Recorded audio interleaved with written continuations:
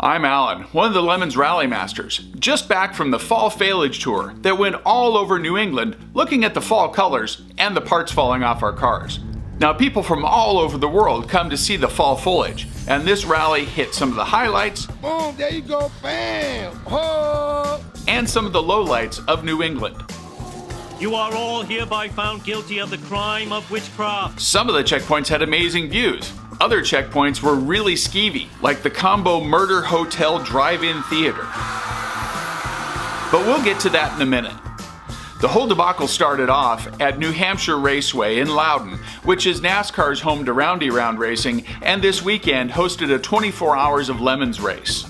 The route started from the parking lot, went all over New England, almost up to Canada and very rural Maine, back along the coast and back to the track, just in time for the racing to be over and the rally participants to get a couple laps around the track. Now the weather in New England can be sunny and brisk, like it was at the start, or it can be but terrible. The weather was an issue for some of the teams in open cars, and it was an issue for me and Tim Sutter, publisher of Classic Motorsports and Grassroots Motorsports magazine, and a big supporter of all things Lemons. Our rental car was a Hemi Challenger with summer tires on it.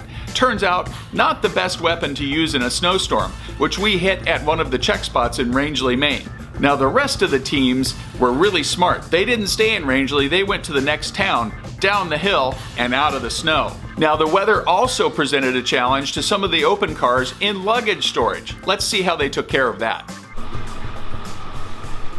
This is the way to do it right here. The luggage companies will just rip you off. These, $5 each at the Homeless Depot. Nice and watertight. Throw them at people like Donkey Kong while you're driving.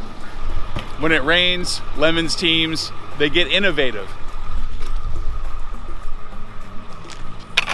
Now Lemons rallies always feature some of the most amazing and bizarre checkpoints. From a stop at Mount Washington, which is known to have the worst weather in the continental United States and recorded the second fastest wind speed on Earth, to the place where Phineas Gage got a spike through his head, to recreating this cheesy GM 1970s brochure picture at the Covered Bridge in Bath, New Hampshire. There was even a stop at the Owl's Head Transportation Museum. Now most of the teams were in such a big hurry that the receptionist there said, well, most of your teams are just stopping out front, taking a picture and asking if they can use the bathroom. No one's come in to see the place. But I did. So here's some footage of what you all missed. It was pretty cool.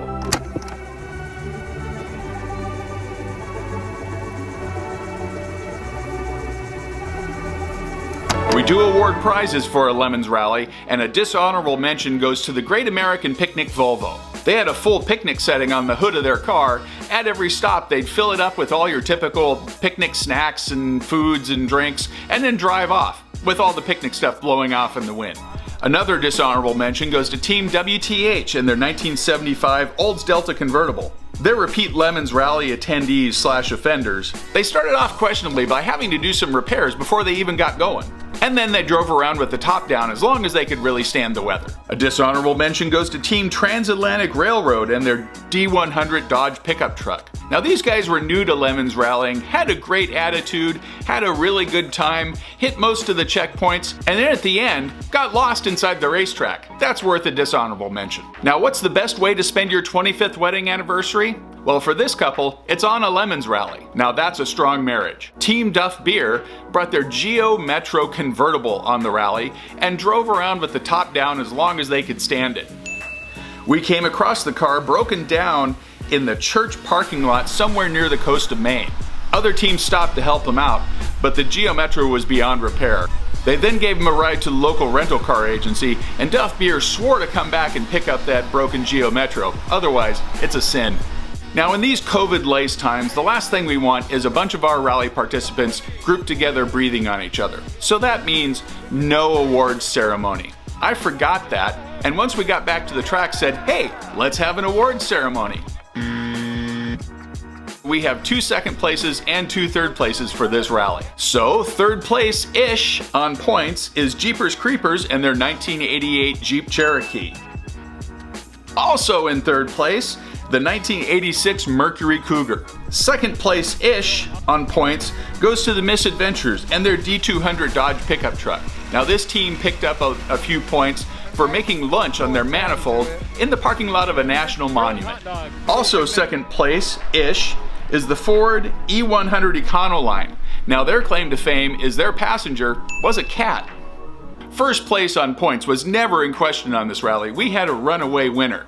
Normally we don't put a whole lot of emphasis on point scoring and that. We put a lot of emphasis on having fun. In this case, they're one and the same, and we'll save that winner for last. Random Active Stupidity Award goes to Covan 19 and their 5-speed Dodge Caravan. Yes, there is such a thing. They had a couple breakdowns, fixed them on the side of the road, and helped other teams with their breakdowns. That's the kind of spirit we like to see at a Lemons Rally. Organizers' choice for this rally was pretty special.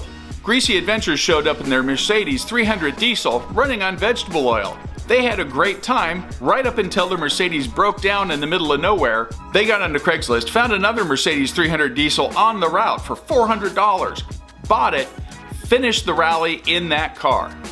That's just the kind of stupidity we like to see, so we gave them organizer's choice.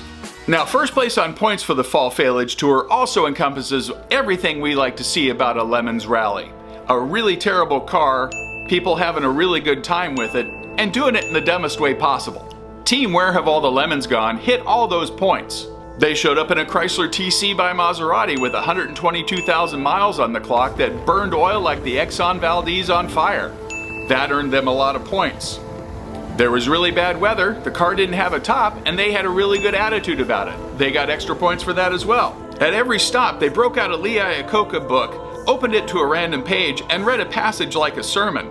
The sermons were oddly germane every time. I got where I am through the grace of God, a little talent, hard work, a lot of luck, and because I lived in the land of opportunity, and I've always wanted to see others have the same chance. And so can you. If you can find a better car, buy it. But the capper of point scoring was a checkpoint that they made up all on their own. They found a Maserati dealership near the route, took their car in to have it appraised.